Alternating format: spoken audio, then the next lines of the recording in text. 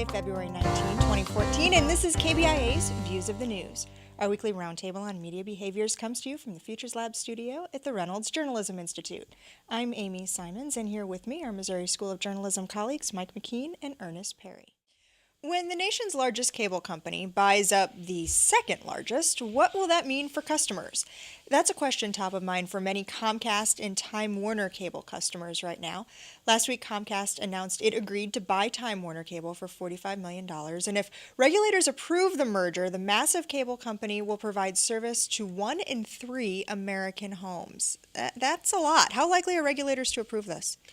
I don't know the answer to that for sure. I mean, you've got lots of different potential folks who could step in. The FCC has not in the past done much to try to stop these big mega mergers. They have acted to try to stop cross-ownership, companies trying to own newspapers, TV, radio in the same market. But mergers, they haven't. The Justice Department could weigh in. The Federal Trade Commission could weigh in terms of antitrust grounds. Congress could weigh in.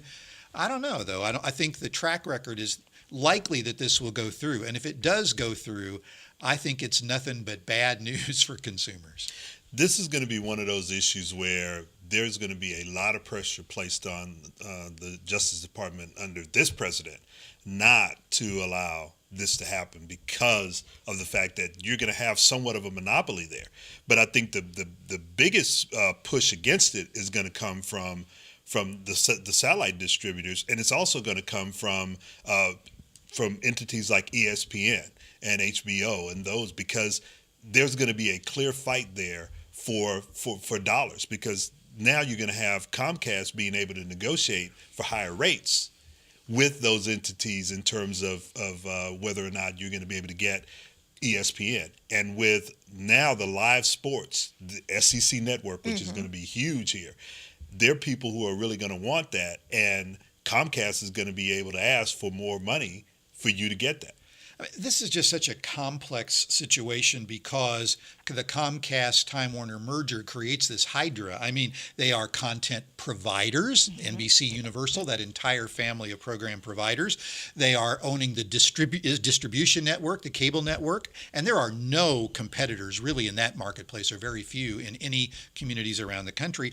And they're going to be the biggest broadband carrier in the country, and they can throttle back if they want to, thanks to the court ruling on net neutrality. They can throttle back access to Netflix and Hulu and other things. So it could really be difficult for the consumer who wants more choice. And if anybody thinks they're going to bring prices down by being able to negotiate with the ESPNs of the world to try to, it's crazy. Yeah. Cable prices never go down. Yeah, they've never, ever gone down. And that's not going to, and it's not just going to be cable prices going down.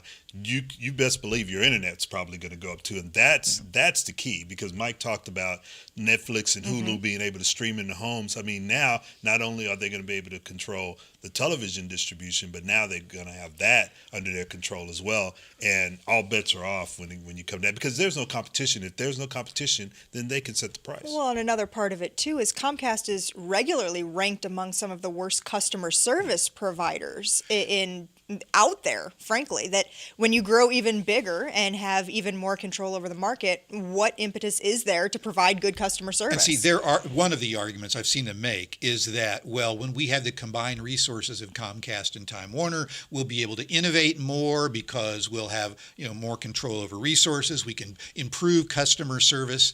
The problem is, I don't think that anybody believes they're going to do that. I mean, they are going to get more, take in more money or pay out less money to the program providers. But who's going to benefit from that? Their stockholders, their shareholders might benefit from it. But are we going to benefit from it? Are people out in smaller communities or rural areas going to get better broadband? I wouldn't think so. In a lot of cases, they have a hard enough time getting broadband. Getting broadband to begin with. Our folks, yeah. And I think, part of the issue here, the larger issue, is deregulation. There've been this huge push, the airline industry, now the telecommunications industry, for deregulation. Well, this is the downside to deregulation. When you have less competition, then who actually is going to control, number one, what services people are going to get, what customer service they're going to get, and what the prices are going to be. And if you look at the airline industry right now, with all the mergers that are going on, the one biggest complaint that people have right now in terms of the airline industry is consumer consumer services, and how you're treated when you show up at the airport to get on your flight. And right now, having been in a lot of airports this year, it's not pretty out there if you're a traveler. And I think the same thing could happen here. And it can very easily happen. How many times have we all sat home waiting for the cable guy and they come in the last 35 or 40 seconds of a window? Well, I'd like to thank you all for joining us and spending the last half hour with us. You can read more about all of the topics we talked about today. Check out the Links blog under the Talk Show tab at kbia.org. You can like us on Facebook or follow us on Twitter. Our handle is @ViewsOnKBIA. These are all great ways to watch and listen to our program again, to leave comments for us, questions, whatever. See previews of what we'll be talking about next week and more. Our thanks to RJI's Travis McMillan for directing today's show, to Pat Akers for handling the audio. Josie Herrera is our associate producer. I'm Amy Simons. Be sure to join us again next week when Ernest, Mike, and I are back for another edition of Views of the News.